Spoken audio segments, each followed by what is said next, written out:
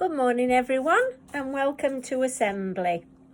Now today my assembly is all about self-belief.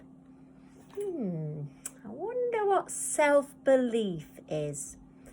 Now when you believe in something you think it to be true, and when you think about yourself you're thinking about you.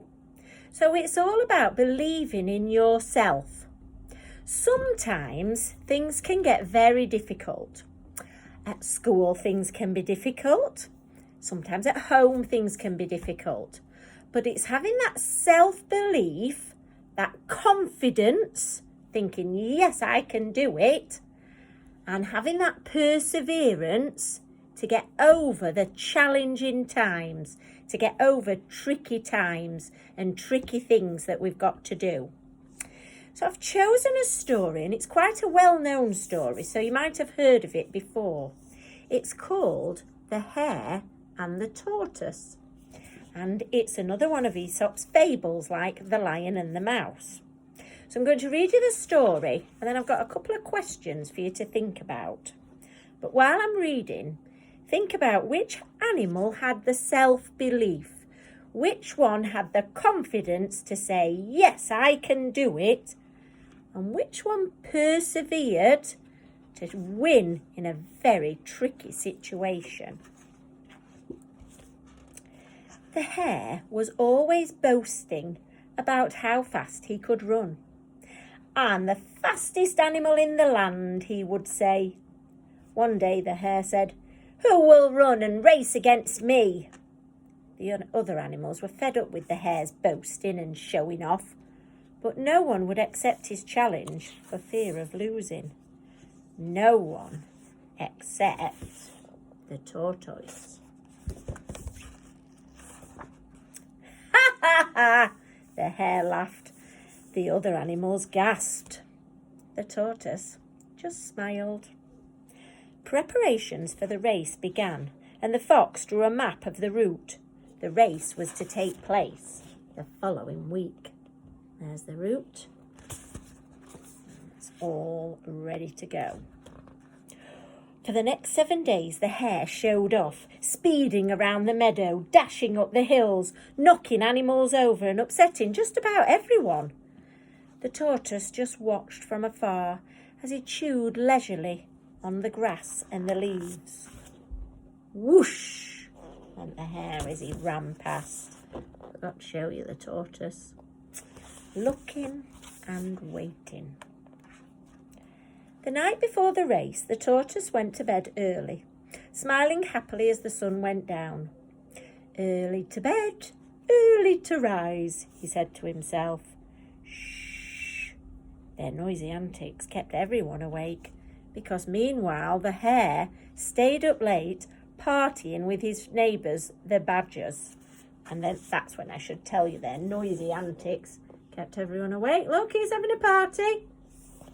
But the tortoise is having a rest. The next day dawned bright and sunny, and the tortoise woke up refreshed and full of energy.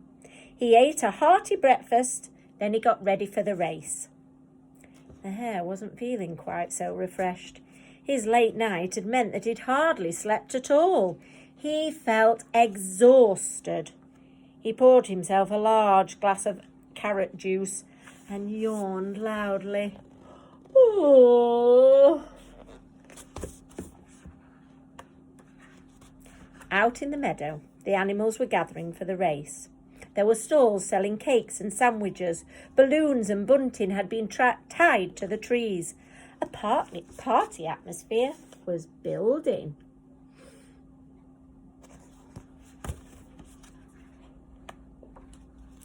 At last it was time to start the race. Feeling more like his usual self again, the hare took his place at the start line. Get ready to lose, he said to the tortoise. The tortoise just smiled. He didn't seem the least bit worried. Then the fox began the countdown to the race. On your marks, get set. And he blew the whistle and they were off. Who do you think's going to win? Keep it in your head. The hare dashed away at full speed around the meadow, then up the hill. He stopped to look back and saw the tortoise plodding along far behind him. Grinning happily, the hare danced a little jig on the top of the hill. As he ran down the hill, the hare grabbed some crunchy lettuce leaves from a field. He stopped for a mid-morning snack. Yummy! The sun was warm and he decided to have a short nap. After all, he'd had a late night and the tortoise was far behind him. Can't even spot the tortoise. There he is. Way back. In the meantime, the tortoise carried on up the hill and over the top, keeping his steady pace. He saw the hare snoozing under a tree, and he marched bravely past. The hare didn't stir a whisker. Fast asleep still.